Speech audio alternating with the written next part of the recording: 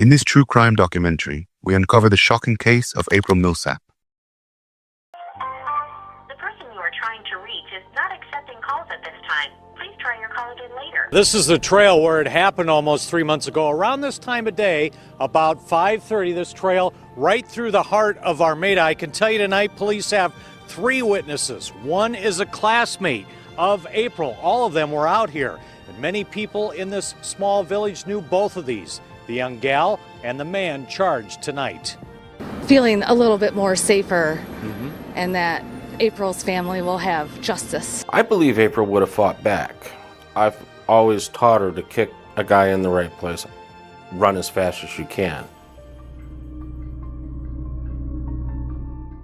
On July 24th, 2014, April Millsap took her dog Penny out for a walk around 6 p.m. It was a normal thing for her. She often walked Penny in the evenings. Sometimes her boyfriend Austin would join, other times one of her parents would go with her. The route was familiar. It usually took her about an hour to finish. She wasn't exploring somewhere new. There was no reason to worry, at least that's what everyone thought. An hour passed, then 30 more minutes. Still no sign of April. Her mom Jennifer started to feel something building in her chest. A quiet fear, but not yet panic, not enough to call the police. She started with phone calls. April's friends, then Austin. Maybe April ran into someone. Or maybe plans changed at the last second. Jennifer tried to convince herself that everything was fine, that her daughter would walk through the door at any moment. Yet while she was holding on to hope, someone else walked through the door. It was Austin. He had come to the house, feeling the same way Jennifer did. They both continue calling friends. But then Austin looked down at his phone, and everything changed. He saw an unread message from April. It had been sitting there since 6:30 p.m., just 30 minutes after she left. It read, "I think I almost got kidnapped." Jennifer read the message. Her voice cracked as she called April's father. Then she called the police. And in this moment, what had started as a peaceful walk had now turned into something else. Something dark and terrifying. While officers in Armada were informed that April was missing, a patrol car had been dispatched to her home. Only one other police unit remained in the quiet streets of the town, because in Armada, incidents were rare. Some weeks passed without a single call. Crime here wasn't routine. It wasn't expected. The officer in the second unit had already started expanding his search area, scanning corners and alleyways, trying to spot anything unusual, but then a second call came through. It directed him toward a remote spot on the edge of town. A call that arrived less than 3 hours after April's family first contacted police. The voice on the line reported something no one was ready to hear. A young girl had been found, and she was no longer breathing. It became clear that this day would be different. Armada's silence had been broken. 911? We just found a body along the mountain bike trail. Is it a male or a female? Female. About how old do you think she is? I didn't get that close. Okay. Is she on the trail? No, she's off of the trail, touched back in the woods, her clothes are all taken off. When the unit arrived at the reported location, they found a man, a woman, and a dog. The dog was enough. The officers knew right away who it belonged to. Everyone in town knew each other, and every officer in Armada knew April. They also knew her dog Penny. The question now was, how did they find her? And more importantly, was there any chance she was still alive? The second question didn't need a medical examination. It was clear April wasn't coming back. The officer turned to the couple and asked them to explain exactly what happened. They said they had been jogging along the same trail when they heard something break the silence, a strange sound in the otherwise still air. At first, they couldn't quite tell what it was. Then they recognized it. As they moved closer, they saw a black dog pacing nervously. There was a leash dragging behind it, but no one was holding it. No one was in sight. The woman tried to calm it down, tried to grab the leash, but the dog pulled away. It ran from them, then paused, turned, and looked back, as if asking them to follow. The couple moved after it through a dense bush, and there, everything changed. In that thick, shadowy part of the trail, they saw something pale. At first, it looked artificial, like a mannequin thrown away in the woods, but it wasn't. It was a girl, and from the size and build, they knew she was young. The man pulled out his phone and called 911. Within minutes, the wooded trail turned into a swarm of uniforms. April was found lying on the ground with no shoes on. Her clothes were wrinkled and pushed out of place. There was no doubt she had resisted fiercely. Signs of struggle covered her body. But what caught investigators off guard were the strange impressions on her face and neck. Not the kind of markings they were used to seeing. Not slashes or cuts, not bruises from fists, or scratches from branches. These were different. These were shoe prints, pressed into her skin, stamped in rage. Someone had stepped on her to silence her completely. In a town like Armada, where danger was a distant thought, this kind of brutality felt surreal. The medical exam confirmed the worst. April had suffered 48 separate injuries, each one a reminder of how long the attack lasted, how deliberate it was.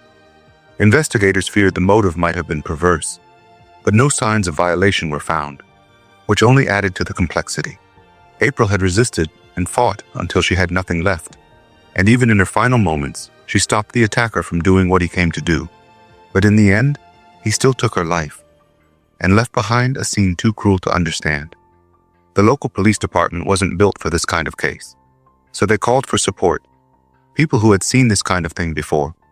They began where most stories like this begin, with the people who knew her best. Was there anyone in April's life who might have held a secret? And quickly one name began to surface, not because he had something to hide, but because of how close he had always been. Her boyfriend, Austin. Why was he the last person to get a message from April? And more importantly, why didn't he respond right away? Why did he wait until he got to her house to read it? When the investigator sat down with Austin, it wasn't easy to get a conversation going. He was barely holding himself together, and from the start, it was clear they weren't sitting across from someone dangerous. Not the way he collapsed into his emotions, but there was still a problem. They had reports that April and Austin had recently been in conflict. The relationship wasn't stable. There were arguments, and that meant one thing. They couldn't let him off the hook just yet. So they asked him, "Why didn't you open April's message when she sent it? Why wait? Why read it only after everything had already happened?" Austin gave them an answer they hadn't expected. These detectives were from outside Armada. They didn't know how unreliable cell service was in town. Messages often arrived late, or didn't go through at all. Austin hadn't seen the message at 6:30 p.m. because he hadn't even known April tried to contact him. The first time he saw it, he was already at her house, sitting beside her mother. Still, investigators needed proof. They checked with the network provider, mapped out the cell towers, looked at the exact time the message was sent, and the time it finally hit Austin's phone. They confirmed everything. It arrived nearly an hour late, and April had sent it from an area with poor signal strength. But there was more. Austin had something they hadn't expected. An alibi with video evidence. He had been helping a friend earlier in the evening, then met up with others. And by 7 p.m., he was on surveillance footage at McDonald's ordering food. There was no way he could have been on that trail. But now, they were left with nothing. No suspect. No physical evidence. No trace of anyone at the scene. April's body revealed no usable DNA or fingerprints. It was as if the person responsible had vanished into the woods, without leaving a single mark behind. A 14-year-old April Millsap remains on the loose tonight. April's body was found near the village of Armada in Macomb County. 7 Action News investigator Jonathan Carlson shows us how the community came together today to support her family. Well, police telling me today that they have no new leads, this as people stepped up to help. In Armada today, this gas station on 32 Mile Road, donating gas revenue and car wash cash to a fund in April Millsap's name. I wish we didn't have to do this, but at the same time, I'm glad we're helping out. Owner Ted Jabori says Armada High grad Victoria Day came up with the idea.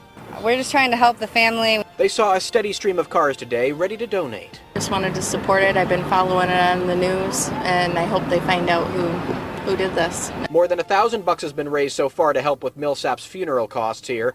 They hope to raise more before it was over. Money well spent. Yeah, exactly. Living in Armada, we live in a very small town, and when something tragic happens, we all have to come together as a family, and that's what we are, and I'm very blessed to live here. I happened to run into April Millsap's mom, Jennifer, today. I asked her how she was holding up. She said okay. Until one detective, following a quiet instinct, made a decision that would change the entire investigation. Yeah, Glenda, Stephen, we have seen scores of federal agents in groups of 10, 20. I want to show you what they've been walking through all day. Tall grass like this, crops for days. They've been taking baby steps, trying to uncover every inch. So the question now is, why did these agents come back again? The media had picked up on movement. Detectives were back near the scene, searching, but no one could understand why. Why return now? What were they hoping to find? But the truth was they had every reason to keep quiet, because what they were looking for wasn't just another clue. It was the one thing that could finally break this case open. The digital team had been working nonstop. They were trying to get a report of the phone's movements from the cell phone provider, the same phone that had vanished after she was found. After combing through a wider radius, the device was found, less than a mile from where her body had been discovered. From that moment, everything shifted, but not for the reason you might expect. There were no shocking messages, no secret calls, no last-minute texts. Instead, what told April's story was something far quieter, a simple app, running in the background tracking her steps. She had downloaded weeks earlier, with no idea it would one day speak for her when she no longer could. That app revealed a timeline no one could ignore. At exactly 6:30 p.m., April's movement suddenly shifted. The app monitoring her steps recorded a clear spike in speed. It wasn't a normal change, not a faster walk. She was trying to get away. The data suggested she was still on foot, but pushing herself hard. Likely running, but soon that speed doubled. And then something didn't make sense anymore. The numbers crossed the limit of human capability. It was no longer April running. The pace recorded was more consistent with a vehicle or motorcycle. Then, after just a few minutes, everything stopped.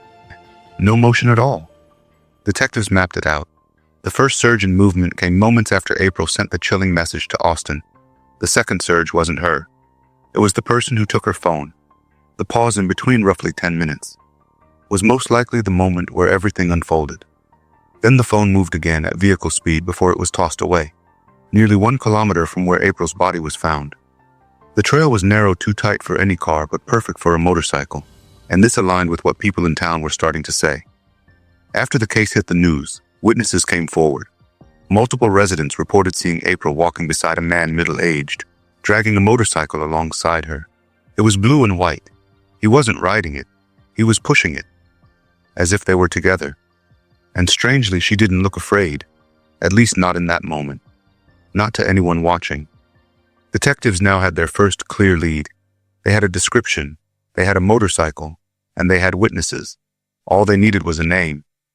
3 days had passed since April was discovered, and then detectives pulled into a quiet neighborhood, where a blue and white motorcycle sat parked right outside a modest home. They knocked, and when they asked about the bike, the homeowner didn't hesitate. It wasn't his. It belonged to a friend. His name, James Van Callis, 32 years old. Living in Wales Township, just over 30 kilometers from Armada. The detectives didn't wait. They headed straight to Wales and brought James in. He didn't resist. He was calm and cooperative. He told them he had nothing to do with what happened to April. Said he had an alibi, that he'd been with a friend at the time, but detectives weren't buying it. That kind of alibi was weak. Too easy to fabricate, too easy to manipulate. They needed something real. So they asked about his shoes. April had been found with distinctive marks on her body impressions that told a story. If they could find the shoes, the whole picture might come together. James handed over every pair he owned, but none matched, not even close. Still, investigators couldn't shake the feeling. Something about him felt off. Then they looked deeper, and what they found made everything worse. James had a record, not for violent offenses, but for break-ins, for ignoring court orders. But that wasn't the worst part. When they dug into his background, they uncovered something far more disturbing. His father, James Van Callis Sr., had a dark past. He was a registered predator known for targeting minors. His name had been flagged more than once, and his reputation in the community was something people whispered about, but never said out loud. To the detectives, this wasn't coincidence. It was a pattern, a bloodline soaked in bad decisions. Yet they focused back on James Jr., because the man seen with April wasn't an old man. He was middle-aged. Eventually, both James Sr. and Jr. were arrested on unrelated substance charges. This is breaking news from the 7 Action Newsroom. We are staying on top of the latest developments as a raid linked to the murder investigation of an Armada teenager leads to 2 arrests. But at least for now, those arrests are tied to an illegal drug operation. 7 Action News reporter Simon Chickett joins us live from Armada. And what have you found out about the raid and any connection to the murder, Simon? Stephen and Carolyn, so much breaking news happening today. 2 arrests, 2 searches, and the work is still far from over. Michigan State Police tell us 2 people are under arrest for an illegal marijuana growing operation they discovered after raiding a home near Armada. The FBI and Michigan State Police raiding the home in connection with the murder investigation of 14-year-old April Millsap. It's quite shocking. Quite shocking. The aerial footage seen here is of a home on Marquette Road in Goodell's, Michigan. We know one other location also searched today. Agents and troopers here seen taking bags of evidence out of this house all day long. It's very upsetting to know it's right down your road. Millsap's body was found late last week off a popular bike trail near the center of Armada, where she was from. She'd been walking her dog when she disappeared. Still no cause of death has been released, and state police have been asking for the public's help. It's been a few days since a sketch of the possible attacker was released. But the real purpose behind that arrest was the search warrant. Detectives needed to get inside the house. They needed to find the shoes. If they found them, this case would lock. But what they found was nothing. No shoes or fibers or even a trace of April's DNA. Even the motorcycle was scrubbed clean top to bottom. No fingerprints or foreign material. But something felt wrong. The bike unnaturally clean. Experts noticed evidence of bleach and powerful chemicals used to erase whatever had once clung to the surface. The police were stuck. Everything they had was suspicious, but there wasn't a single piece of evidence. Until out of nowhere, help came from the one person James never expected, his girlfriend. She remembered something that didn't feel right, something that stuck in her head ever since that day. James had come home, and the first thing he asked for was hand sanitizer. She watched him scrub his motorcycle, then his helmet, and then his black and white sneakers. That was the moment investigators sat forward, because in all the shoes James had handed over, none of them were black and white. She told detectives she never saw that pair again. They were gone that night and never returned. Those shoes could place him at the scene. They could be the key, and he had erased them. But James made one mistake.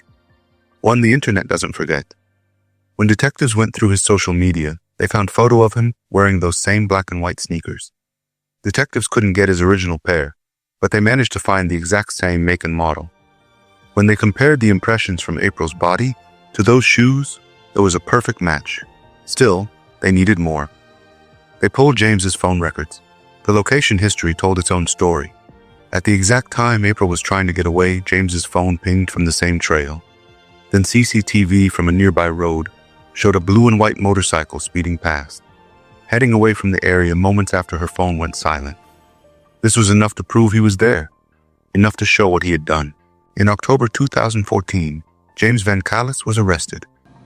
In cooperation with the Armada Police Department, Michigan State Police, Macomb County Sheriff's Department, and the Federal Bureau of Investigation, today we announce charges against James Donald Van Callis for the murder of April Dawn Millsap in the city of Armada.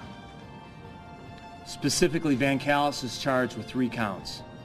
Count 1, first-degree premeditated murder. Count 2, felony murder. Both counts are punishable by life in prison without parole. And count 3, assault with intent to commit sexual penetration, a 10-year felony. James Van Callis Jr. was officially charged with first-degree murder, kidnapping, and assault with intent to violate. He denied everything and pleaded not guilty to every count. People versus Van Callis. Ready, Your Honor. The courtroom held its breath as the trial began. The prosecution went first, and they weren't pulling any punches. They argued that James had been hunting for a target, not randomly, but intentionally. They found his search history pointing to an obsession with teenage girls. And on that July evening in 2014, he found exactly what he was looking for. A young girl who was alone and vulnerable, trusting enough to walk beside a stranger, but smart enough to try and get away. The state said he lured her in. Just a man with a motorcycle making small talk. But when she resisted, when she saw through it, he snapped. He used his helmet as a weapon, beat her and dragged her on that quiet trail where she used to feel safe. The defense pushed back. They said James was innocent, that someone else had done it, that there was no DNA, no fingerprints, no confession. The jury deliberated. For hours, people held their breath. Would a man like James really walk free because he knew how to clean up after himself? But when the verdict came back, the courtroom went silent. Count 1, first-degree premeditated murder. We find the defendant guilty.